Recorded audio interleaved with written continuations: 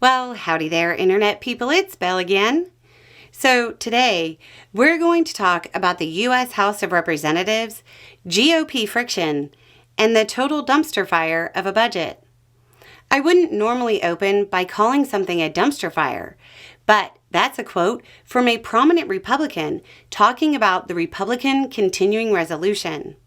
So, things are going well there. Okay, so Speaker Johnson released the text for the continuing resolution to keep the government open and avoid a government shutdown. Republican leadership promised the text over the weekend, but it didn't go out until Tuesday.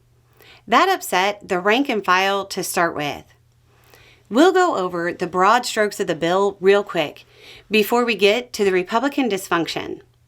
It provides funding at current levels for the government through March 14th, 2025. Additionally, it includes a one-year extension for the Farm Bill, along with $10 billion in economic assistance for farmers. It keeps a few healthcare programs rolling, including telehealth.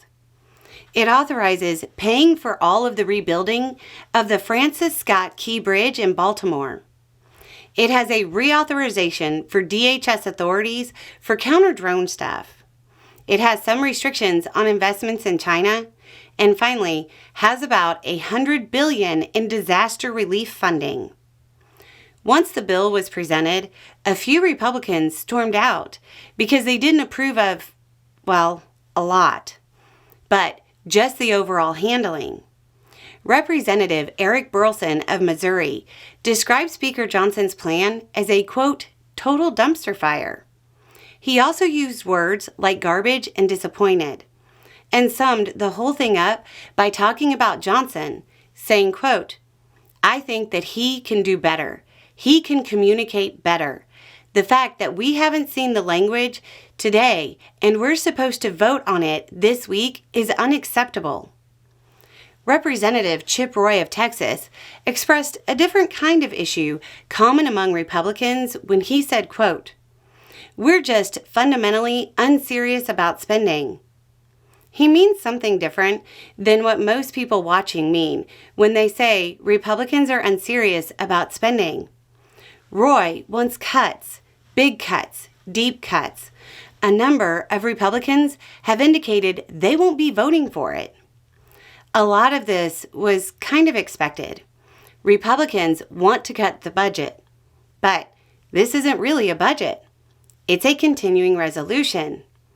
If they wanted a budget fight, they should have put together a budget, but they chose not to, or were unable to because of infighting. Either way, it didn't happen. Now, what wasn't expected was the frustration with Speaker Johnson. As an example, Representative Roy didn't answer when he was asked if he'd support Johnson for Speaker when the vote happens next month. There's no way of knowing how far that apparent reluctance has spread among Republicans in the House. But now, we're getting foreshadowing of two things that could present issues in Trump's pivotal first 100 days. Obviously, there will now be a budget fight.